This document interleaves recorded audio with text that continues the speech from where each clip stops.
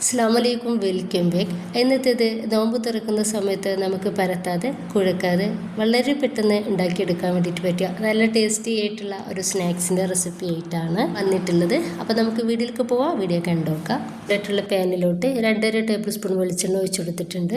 എല്ലില്ലാത്ത ചിക്കൻ്റെ പീസസ് എടുത്തിട്ടുണ്ട്. ഉപ്പ്, മുളക് പൊടി, മഞ്ഞൾപ്പൊടി, അതുപോലെ തന്നെ കുറച്ച് കാശ്മീരി മുളക് പൊടി കൂടി ചേർത്തിട്ട് ഒന്ന് മിക്സ് ആക്കി എടുത്ത് വെച്ചിട്ടുള്ളതാണ്.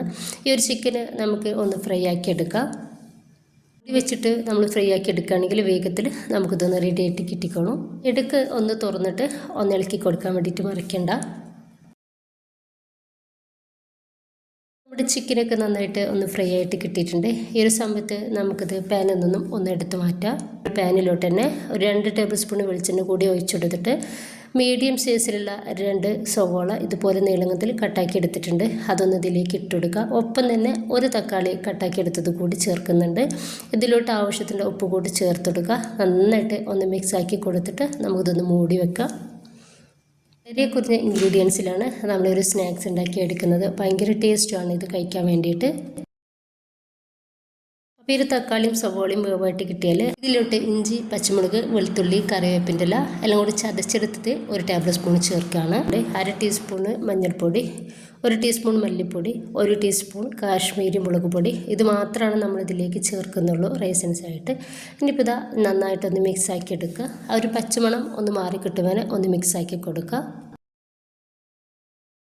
ജസ്റ്റ് നമുക്കിതൊന്ന് മൂടി വെക്കാം. ഇനിയിപ്പോൾ നമ്മുടെ ഫ്രൈ ആക്കി വെച്ചിട്ടുള്ള ചിക്കന് നമുക്ക് മിക്സിയുടെ ചെറിയ ജാറിലിട്ടിട്ട് ഒന്ന് ക്രഷ് ചെയ്തെടുക്കാം. ഞാനിപ്പോൾ ഇത് ക്രഷ് ചെയ്തെടുത്തിട്ടുണ്ട്. ഇത് ഈ തക്കാളിയിലേക്കും സവോളയിലേക്കും ഇട്ടെടുത്തിട്ട് നന്നായിട്ടൊന്ന് മിക്സ് ആക്കി എടുക്കാം.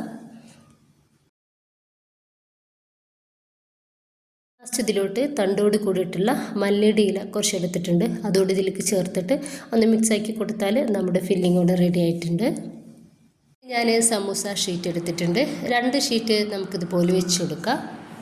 കുറച്ച് വെള്ളത്തിൽ ഒരു 2 ടേബിൾ സ്പൂൺ മൈദ ഒന്ന് കലക്കിയെടുത്തിട്ടുണ്ട്.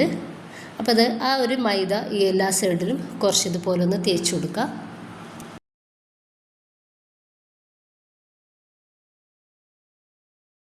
നമ്മൾ റെഡിയാക്കി വെച്ചിട്ടുള്ള ആ ഒരു ഫില്ലിങ്ങിൽ നിന്ന് കുറച്ച് ഫില്ലിങ് നമുക്കിത് ഇതിൻ്റെ നടുവിലേക്കായിട്ട് വെച്ച് കൊടുക്കുക.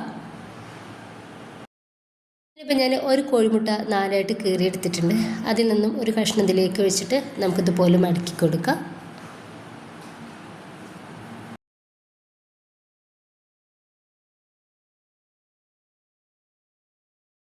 നാല് സൈഡിൽ നിന്നും ഈ ഒരു രീതിയിൽ നമുക്ക് മടക്കി കൊടുക്കാം. ഇതുപോലെ തന്നെ ബാക്കി കൂടി ചെയ്തെടുക്കാവുന്നതാണ്.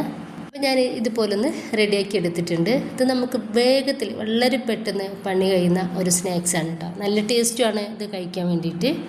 നന്നായിട്ട് ചൂടായിട്ടുള്ള എണ്ണയിലേക്ക് നമുക്കൊരു സ്നാക്സ് ഇട്ട് കൊടുക്കാം. മീഡിയം ടു ഹൈ ഫ്ലെയിമിൽ ഇട്ടിട്ട് വേണം നമ്മൾ റെഡിയാക്കി എടുക്കാൻ വേണ്ടിയിട്ട്.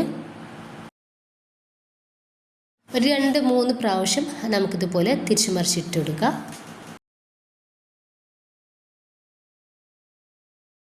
നല്ലൊരു കളറാവുന്നൊരു സമയത്ത് നമുക്കിത് എണ്ണയിൽ നിന്നും എടുത്ത് മാറ്റാം. വേഗത്തിൽ ഇതൊന്ന് റെഡിയായിട്ട് കിട്ടും.